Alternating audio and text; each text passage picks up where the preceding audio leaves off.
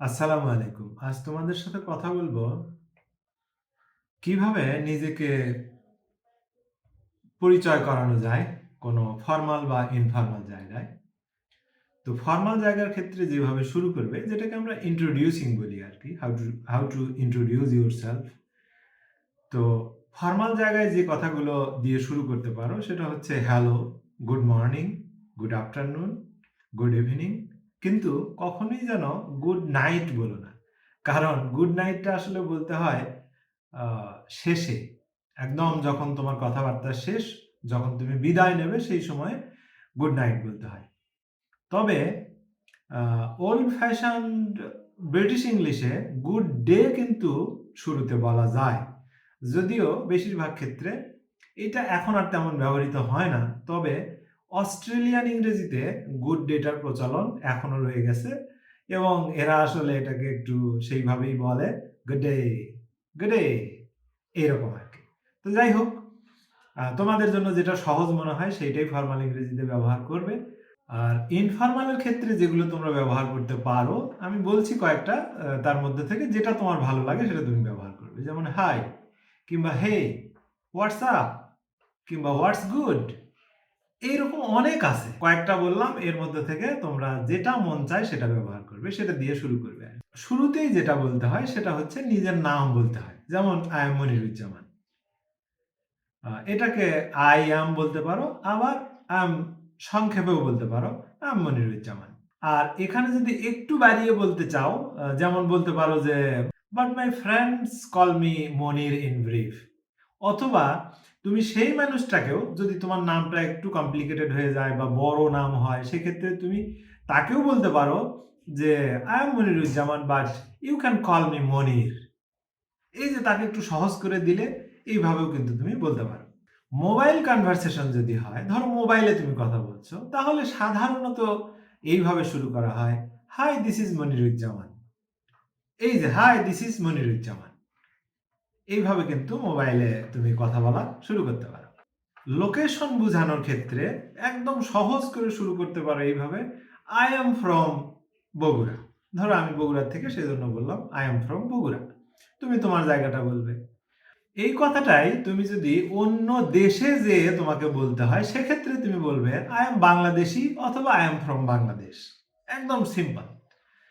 তারপরে যদি দেশের মধ্যেই ধরো একটা তুমি কোনো একটা দূরে চলে গেছো, সেখানে যে কথা বলছো এবং তোমার জায়গাটাকে তুমি বর্ণনা করছো বা জায়গার কথা বলছো যে তুমি কোথা থেকে এসেছো, তখন কিন্তু তুমি বলবে আই কাম ফ্রম। ধরো আমি বগুড়া থেকে ঢাকায় গেছি, তো সেখানে যে আমি বলবো যে আই কাম ফ্রম বগুড়া। যদি এইরকম বলতে হয় যে তুমি আসলে কোথায় তোমার জন্ম, কোথায় বেড়ে ওঠা, তাহলে বলতে পারো যে I was born and raised in Bogura. যেহেতু দুইটাই একই জায়গায়, অতএব এটা বললেই হয়ে যাবে। কিন্তু যদি এরকম হয় যে তুমি এক জায়গায় জন্মগ্রহণ করেছো কিন্তু অন্য জায়গায় বেড়ে উঠেছো, তাহলে কি বলবে? I was born in Bogura but raised in Dhaka. ধরো আমি বগুড়ায় জন্মগ্রহণ করেছি, ঢাকায় বেড়ে উঠেছি। এগুলোকে আসলে বিভিন্নভাবে বলা যায়। যেমন তুমি তোমার শৈশব কোনো এক জায়গায় কাটিয়েছো, সেক্ষেত্রে বলতে পারো যে I have spent my childhood at Bogura. মানে আমি আমার শৈশবটা বগুড়ায় কাটিয়েছি। আবার ধরো আমি এক জায়গায় বেড়ে উঠেছি, অন্য জায়গায় ধরো ৫ বছর ধরে আমি এক জায়গায় বসবাস করছি।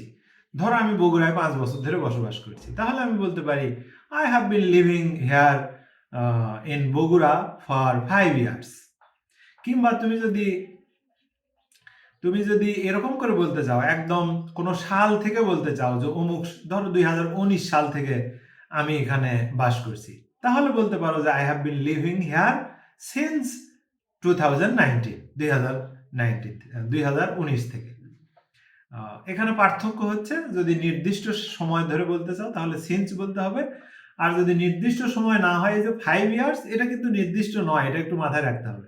মনে হবে যে 5 ইয়ার্স নির্দিষ্ট, কিন্তু 5 ইয়ার্স মানে কোন 5 বছর, এটা কিন্তু নির্দিষ্ট নয়।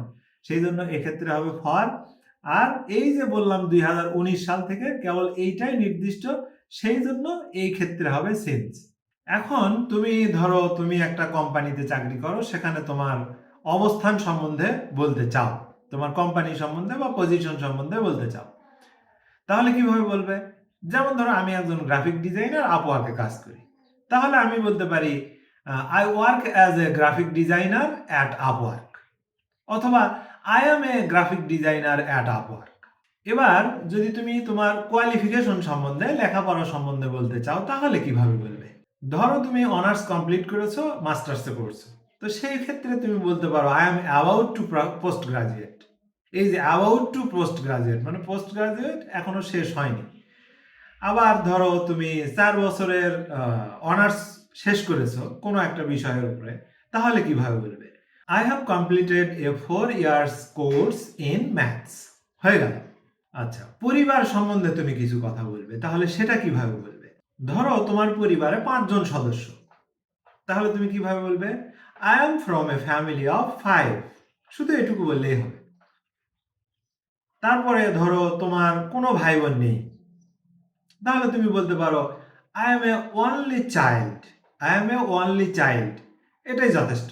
যদি ধরো তোমার একজন ভাই একজন বোন আছে, তাহলে কি বলতে হবে? I have a one brother and one sister। এইরকম করে খুব সহজেই তুমি এটা বলতে পারবে। যদি এরকম হয় যে তুমি আসলে কয়জন ভাই কয়জন বোন এটা তুমি বলতে চাও না, শুধু এরকম বলতে চাও যে তোমরা ধরো 3 ভাই বোন, তার মধ্যে তুমি একজন, তাহলে কিভাবে বলবে? I am one of 3 siblings। হয়ে গেল। যদি হবিস সম্বন্ধে বলতে চাও, অর্থাৎ তোমার শখ সম্পর্কে বলতে চাও, তাহলে কিভাবে বলবে? I really like reading কিংবা I really like book reading কিংবা I really enjoy reading। যেভাবে ইচ্ছা তুমি বলতে পারো। কিংবা আরো একটু সংক্ষেপে বলতে পারো I am a keen reader।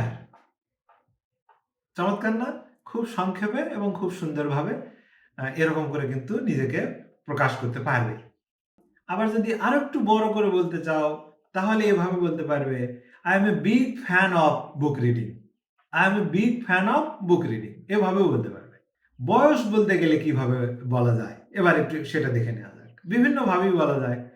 শুধু এইভাবে বলতে পারো যেরকম করে সময় বলা শিখিয়েছি, সেই রকম করে খুব সংক্ষেপে বলতে পারবে যে I am 40, I am 41 বা I am 20, I am 21। যথেষ্ট। এইটুকু বললেই হবে। আবার যদি এরকম হয় যে তুমি আসলে নির্দিষ্ট বয়সটা তোমার বলতে চাও না, তাহলে তুমি কিন্তু এইভাবে বলতে পারো। ধরো তোমার বয়স 22 বছর, কিন্তু তুমি সেটা বলতে চাও না, যেটা সাধারণত মেয়েরা একটু লুকাতে চায় বা বলতে চায় না। তাহলে তুমি এভাবে কিন্তু বলতে পারো। তুমি যদি কোনো মেয়ে হয়ে থাকো এভাবে বলতে পারো I am in my early 20s। চমৎকার না?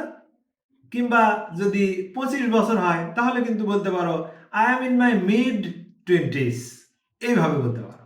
তোমার যদি কোনো ফানি বিষয় যেটা আসলে সবাইকে আকৃষ্ট করে কথা বলার ক্ষেত্রে, তো যদি কোনো ফান ফ্যাক্ট থাকে তাহলে তুমি এভাবে বলতে পারো a fun fact about me is I am afraid of the moths at night। তো এই কথাগুলোকে সাজিয়ে নিজের মতো করে যে বাক্যটার পরে যে বাক্যটা মানে এতগুলো বাক্য তো বললাম, এর মধ্যে থেকে ঠিক যে বাক্যগুলো তোমার ভালো লাগবে সেগুলোকে নিয়ে একটা প্যারাগ্রাফের মতো তৈরি করো,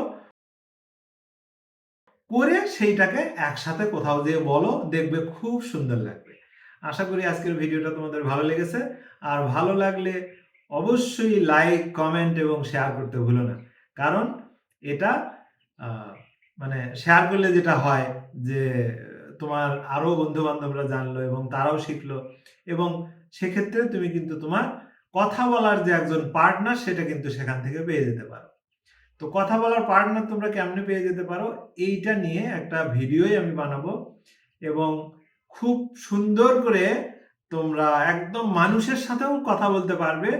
যদি তোমার কোনো বন্ধু নাও থাকে তারপরেও তুমি কথা বলতে পারবে, এরকম রাস্তা আমি বের করে ফেলেছি ইতোমধ্যে। তো খুব শীঘ্রই সেই ভিডিওটা আসবে। যারা পুরাতন তারা তো লাইক, কমেন্ট, শেয়ারের মাধ্যমে আমার সাথে থাকতে পারো, আর যারা নতুন তারা সাবস্ক্রাইব করো।